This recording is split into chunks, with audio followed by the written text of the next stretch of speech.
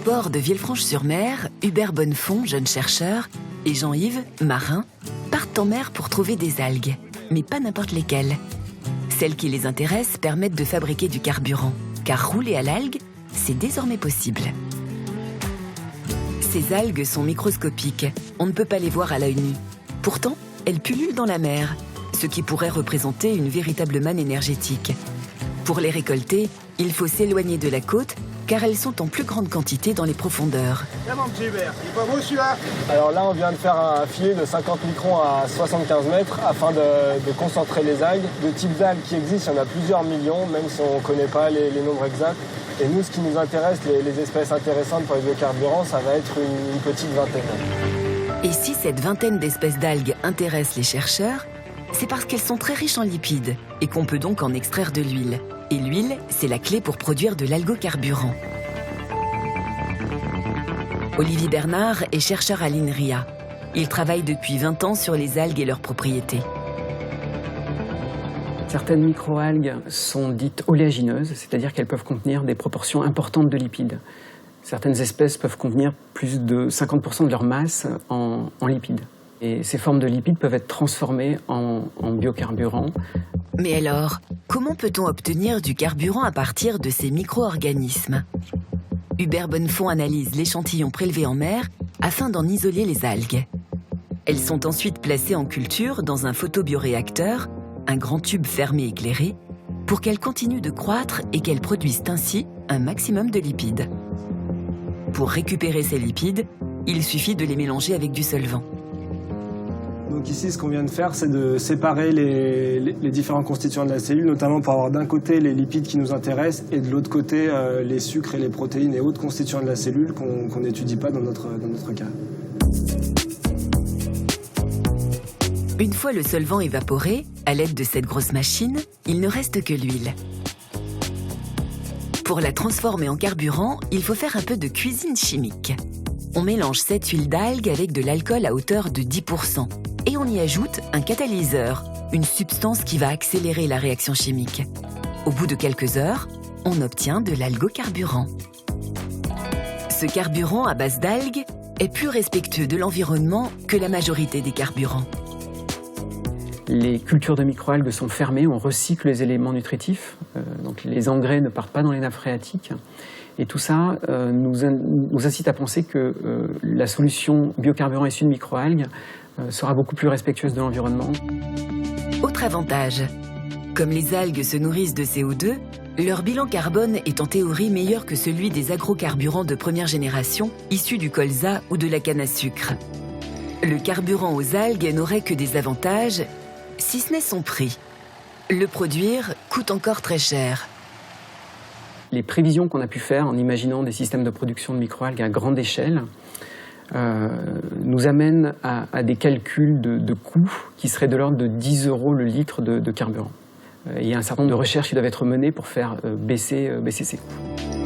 Ces recherches pour réduire le coût de production de ce carburant d'avenir doivent porter sur la culture des algues et sur le procédé d'extraction de l'huile toujours très onéreux. Dans le sud de l'Espagne, à Chiclana de la Frontera, on a peut-être trouvé une solution. Pour faire baisser les coûts, on associe la production d'algocarburants au traitement des eaux usées. Ici, les microalgues sont récoltées pour produire du carburant sous forme de gaz, appelé biogaz. Dans ce récipient conique, on peut voir un échantillon de notre culture de microalgues. On peut voir qu'elles sont en train de sédimenter, ce qui nous permet de nous rendre compte de la concentration de microalgues dans notre bassin de culture. Et voici comment ça marche. On ajoute des algues aux eaux usées. En se développant, ces algues vont absorber du carbone et rejeter de l'oxygène. L'oxygène va favoriser l'apparition de bactéries qui vont dégrader la matière organique des eaux usées. L'eau, ainsi purifiée, est mise à part. Les microalgues et les déchets sont envoyés dans une cuve qui, elle, va les transformer en biogaz. Et c'est ce gaz, le méthane, issu de la dégradation des microalgues et des déchets, qui va servir de carburant.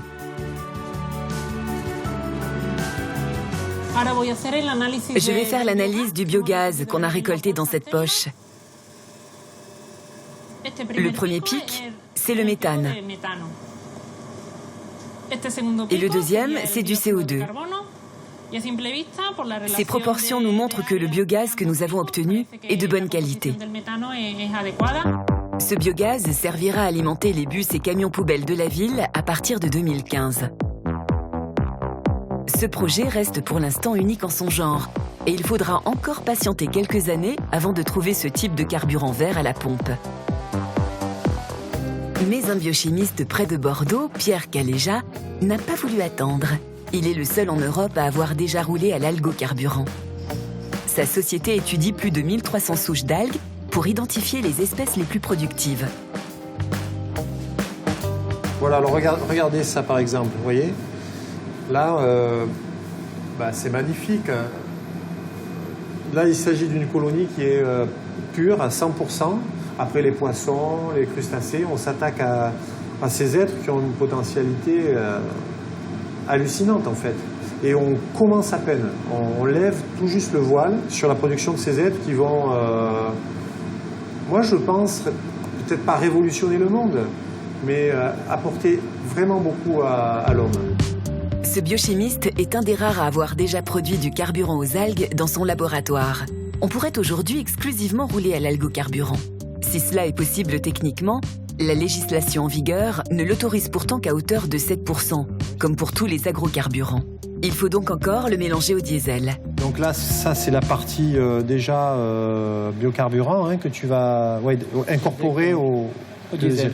Et ça c'est ton huile sortie raffinage. Donc voilà, ça c'est elle est belle, brute qu'on obtient à partir de microalgues. Voilà. Ok, allez. Comme ça, je vais aller faire mes courses avec la voiture. Avec le plein en algocarburant.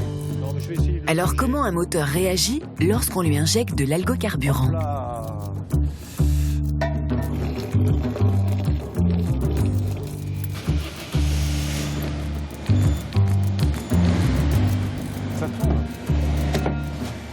Là maintenant le moteur récupère le biocarburant ici qui circule dans le moteur.